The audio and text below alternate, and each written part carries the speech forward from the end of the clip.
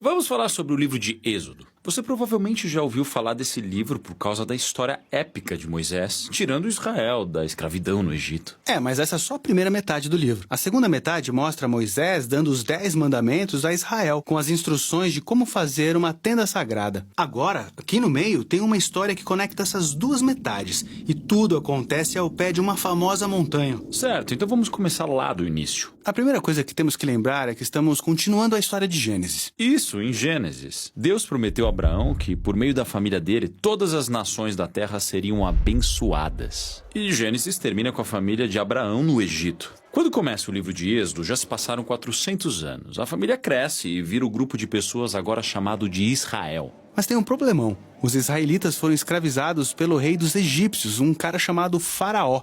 Esse cara é péssimo. Ele é terrível. Ele desconsidera a humanidade deles e os escraviza brutalmente, e até manda matar os filhos meninos dos israelitas, jogando-os no rio Nilo. Ele quer acabar com esse povo. E ele é o pior personagem na Bíblia até agora. É aqui que encontramos uma mulher israelita que quer salvar seu filho. E então, ela o joga no rio, mas de forma segura, em um cestinho de junco. A filha do faraó encontra esse bebê e o cria como se fosse dela. Esse é o menino que cresce e se torna Moisés, o homem que vai resgatar Israel da escravidão. Então Moisés cresce, e um dia depois de muitos anos, ele tem um encontro muito doido com Deus, em que encontra um arbusto que está em chamas, mas não está se queimando. Deus fala no arbusto e nomeia Moisés como o homem que ele vai usar para libertar Israel. Então Moisés vai até o faraó para dar a notícia de que Deus quer que o seu povo seja livre. E o faraó ri dele com uma atitude tipo, quem é esse Deus Yahweh? Na verdade, ele fica tão ofendido com esse pedido que decide fazer os israelitas trabalharem ainda mais. Então, desanimado, Moisés volta para Deus e diz: escuta, esse plano não vai funcionar. Mas Deus repete a promessa de que ele vai resgatá-los. E na verdade é bem aqui que pela primeira vez na Bíblia ouvimos a palavra redenção. O sentido literal significa simplesmente comprar a liberdade de um escravo. Mas aqui Deus usa essa palavra para descrever o que ele vai fazer pelo povo escravizado de Israel. E Deus sabe que Faraó vai resistir, então ele manda 10 pragas diferentes, uma após a outra, como a transformação da água em sangue e o envio de todo tipo de infestações e doenças.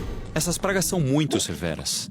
Elas são severas, mas precisamos entender que a história as apresenta como atos de justiça divina contra um dos piores opressores na história da Bíblia. Todas elas têm o objetivo de resgatar essas pessoas escravizadas e derrotar os deuses do Egito. Tudo isso chega a um clímax na 10ª praga, em que Deus vai matar os filhos primogênitos de todo o Egito, em todas as casas. É bem pesado. Mas também é a reação de Deus pelo faraó ter matado todos os filhos dos israelitas. Agora, ao virar a página, de repente temos 2 capítulos compridos com instruções detalhadas, para basicamente servir um jantar festivo com uma receita de cordeiro.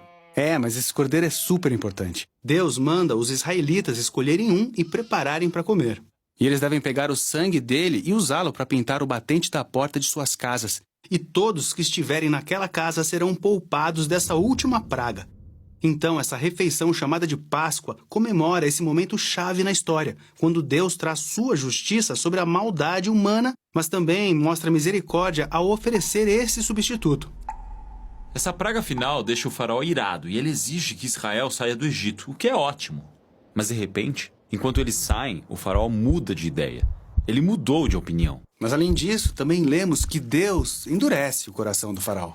Por que Deus faria isso? Bem, precisamos nos lembrar que várias vezes na história, o faraó já tinha escolhido endurecer seu coração. Então, a essa altura, o faraó não é apenas mau, ele se tornou monstruosamente mau. Até os próprios conselheiros dele acham que ele foi longe demais. Então, como Deus deveria lidar com uma forma tão extrema de mal? O que vemos nessa história é que Deus usa seu poder para atrair o mal para sua própria destruição. O faraó e seu exército são destruídos no Mar Vermelho, enquanto Israel atravessa para a liberdade. Depois disso, encontramos a primeira canção de adoração na Bíblia, quando as pessoas louvam a Deus porque ele as redimiu. E é nessa história que a palavra salvação é usada pela primeira vez, que significa simplesmente ser resgatado do perigo. Agora que eles foram salvos, poderíamos pensar que tudo vai ficar ótimo, mas a história muda rapidamente.